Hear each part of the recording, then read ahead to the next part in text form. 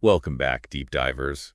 Ready to explore another film that bends the mind and tugs at the heartstrings. Always. Today we're taking a deep dive into the 2011 sci-fi romance, The Adjustment Bureau. Ooh, that's a good one. A lot to unpack there. Right. We've got fate versus free will, a mysterious organization pulling the strings, and a love story that defies, well, cosmic destiny. And what role does memory play in all of this? Exactly. So much to ponder. But first, for those who haven't seen it, let's set the stage. Imagine a world where your life is meticulously planned out, every detail controlled by unseen forces. Kind of like a cosmic screenplay, but with way higher stakes. And then you fall head over heels in love, a love so powerful it throws the whole plan off course. Talk about a plot twist. Enter David Norris, a charismatic politician on the rise, and Elise Sellis, a captivating ballerina who captures his heart and throws a major wrench in the cosmic works. And that's where the Adjustment Bureau comes in. Ah, yes, the Bureau. These enigmatic figures operate behind the scenes, ensuring humanity follows a predetermined path. Think of them as cosmic stage managers, but with some serious upgrades. Right. They use these magical doors as portals for teleportation, zipping around to manipulate events and nudge people back on track. Oh, and don't forget the hats. The hats. Yeah, special hats that activate their powers. Kind of a stylish touch for cosmic puppet masters. I guess even those who control destiny have a sense of fashion. Right. But fashion aside, the Bureau isn't exactly evil. They genuinely believe they're acting in humanity's best interest. Even if it means separating two people who are clearly meant to be together. And their reasoning is pretty interesting. They believe David's destiny is to become president of the United States, while Elise is destined for international dance fame. But according to the Bureau, their love would somehow hinder those ambitions. It's like their love would create a paradox in the grand scheme of things. So the question becomes, can love really disrupt a carefully crafted plan for humanity? Or is the Bureau underestimating the power of choice, of free will? That's the dilemma at the heart of the film, isn't it? It's about the tension between destiny and choice, between following a predetermined path and forging your own. And David, well, he's not one to back down from a challenge, especially when it comes to love. He's determined to fight for his right to choose, even if it means going head-to-head with the Bureau. And this is where the film takes a thrilling turn. David gets an unexpected ally, Harry, a Bureau caseworker who starts to question the rigidity of the plan. Harry becomes David's guide through this hidden world, teaching him how to use the magic doors and revealing the existence of the chairman. The chairman, the ultimate authority behind the plan. But who or what is the chairman really? God, fate, some kind of super advanced algorithm? It's a question that lingers throughout the film. We're never given a clear answer, and that makes it all the more intriguing. Who or what is truly guiding our lives? It makes you wonder. But what's fascinating is that, despite the Bureau's power, the film shows that control isn't absolute. David and Elise find strength in their shared memories, those moments that ignited their connection. It's like those memories anchor them to their true selves, making them less susceptible to the Bureau's attempts to rewrite their reality. It's a powerful idea. What if our memories are more than just recollections of the past? What if they're a form of resistance? A way to hold on to our own narrative in the face of external forces trying to control our lives. It's a lot to unpack, isn't it? We've got the mysterious chairman, the power of memory as resistance, and the age-old debate of fate versus free will. Definitely. But before we dive deeper into those fascinating themes, we want to hear your thoughts. What are your initial reactions to the Adjustment Bureau? Do you find yourself siding with David's fight against the Bureau? Or can you see the Bureau's perspective? Is there a necessary evil in trying to guide humanity towards a specific outcome, even if it means sacrificing individual happiness along the way? Head over to our website, leave a comment, send us a voice message, or join the discussion on social media. We're always eager to hear your thoughts and theories, because sometimes the most insightful conversations happen when we connect the dots together, share our perspectives, and maybe even challenge each other's assumptions. Absolutely. So what do you think? Fate or free will? Is love powerful enough to disrupt the very fabric of reality? Let's unravel these mysteries together. One of the most visually striking things about this film is how they actually represent fate. I mean, those magical doors they use to zip around manipulating events. What a cool concept, huh? Right. It makes you think. Like, are there really unseen forces guiding our lives, opening and closing doors, leading us down certain paths? But I think those doors also represent something else, you know?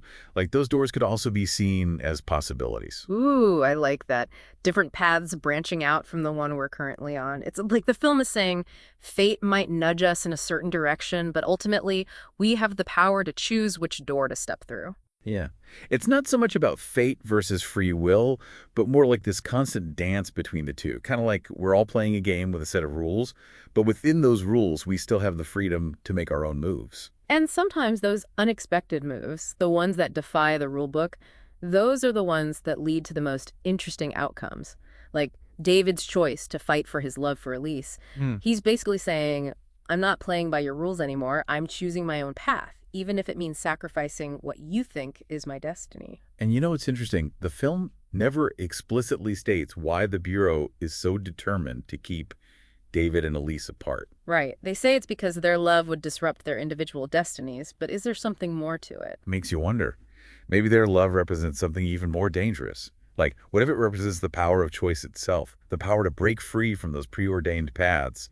And if that's the case, then the Bureau's actions make a lot more sense. They're not just trying to control David and Elise, they're trying to control the very concept of free will, to maintain order in a universe that might prefer a little chaos. And speaking of control, let's talk about memory.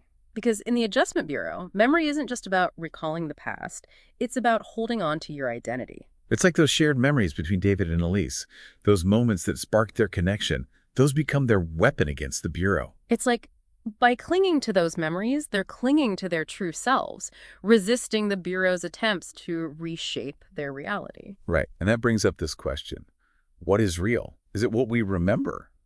Or is it what others tell us to remember? Yep. I mean, if our memories could be manipulated, then what does that say about our sense of self? Ooh, that's deep. Like if you take away someone's memories, do you also take away part of who they are?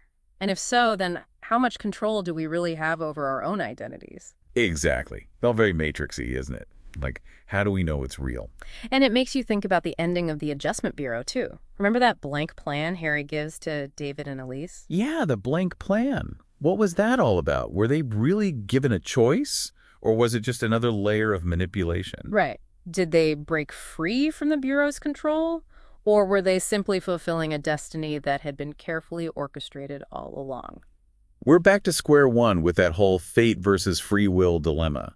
It's like the film is saying, maybe there are no easy answers. Maybe it's not about finding the right answer, but about asking the right questions. And that's what makes the Adjustment Bureau so compelling. It's not just entertainment, it's a conversation starter. It's about wrestling with these big existential questions and realizing that maybe the journey is more important than the destination.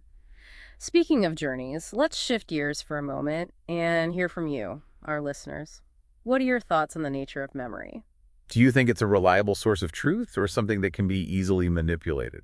And if our memories can be altered, does that mean our sense of self, our identity can be altered too? We're eager to hear your perspectives, your own deep dives into these mind-bending concepts. So head over to our website, leave a comment, send us a voice message, or join the conversation on social media. Let's unravel these mysteries together. You know, we've talked a lot about fate versus free will and the power of memory, but what about love? What role does love play in all of this? Because it's David and Elise's love that seems to throw a wrench in the Bureau's plans, right? Absolutely. Their love is this disruptive force, this unexpected variable that the Bureau didn't account for. It's like their connection creates this ripple effect that throws off the whole carefully orchestrated plan. And nowhere's that more evident than in that climactic scene on the rooftop. Oh man, that rooftop scene. Talk about tension. David and Elise, surrounded by those Bureau agents, it seems like all hope is lost. But then they share that passionate kiss, a defiant act of love, and suddenly, poof, the agents vanish. It's like their love literally shifted the reality around them. It's a powerful moment, isn't it? And it raises so many questions. Did their love really cause that shift in reality? Or was it all part of the plan? Like, was it a genuine glitch in the system or a calculated test of their free will? Right. The film leaves us hanging there, doesn't it? It's intentionally ambiguous, and I think that's what makes it so brilliant. It forces us to confront our own beliefs about fate and choice and the power of love. Are we truly masters of our own destinies, or are we just pawns in a game we don't fully understand? And just when we think David and Elise might have actually escaped, Thompson shows up. That senior bureau member who seems to represent the unyielding nature of fate. Like, no matter how hard you try, you can't escape the plan. It's a gut punch for sure. But then, just when all hope seems lost, Harry steps in with that revised plan for David and Elise. And it's blank. A completely blank plan. It's such a powerful visual representation of the unknown. Like, suddenly, anything is possible. It's like the chairman or fate or whatever force was guiding their lives has stepped back and given them a clean slate, the freedom to choose their own path. But that raises another question, doesn't it? Oh, yeah. Was this truly an act of free will? Or was it simply another layer of the plan? A test to see if they would choose the path that had already been laid out for them, even when presented with the illusion of choice? Right. It's a mind-blowing concept, isn't it? And it takes us right back to that central question. What is the nature of free will? Is it truly free? Or are we simply playing out roles in a grander cosmic drama, our choices predetermined by forces beyond our understanding? And like so many great sci-fi stories, the Adjustment Bureau doesn't offer any easy answers. It leaves us grappling with these questions, challenging us to examine our own beliefs about fate and choice and the forces that shape our lives. And I think that's what makes this film so compelling. It's not just a love story, it's a philosophical exploration. It's a film that invites us to think deeply about our place in the universe and the choices we make, big and small. It's a story that reminds us that even in a world that might feel predetermined, there's always room for hope, for love, for the possibility of shaping our own destinies. So as we wrap up our deep dive into the Adjustment Bureau, we want to hear from you, our listeners. What are your thoughts on that ambiguous ending? Do you believe David and Elise truly earned their freedom? Or were they simply fulfilling a destiny that had been carefully orchestrated all along? What resonated with you most deeply? Did you find yourself cheering for David and Elise's rebellion? Or did you sympathize with the Bureau's attempts to maintain order, even if it meant sacrificing individual happiness? Head over to our website, leave a comment, or send us a voice message. We'd love to continue this conversation with you. And until next time, keep questioning, keep exploring, and remember, even in a world that might be governed by a plan, there's always room for a little bit of magic, a little bit of love, and a whole lot of choice.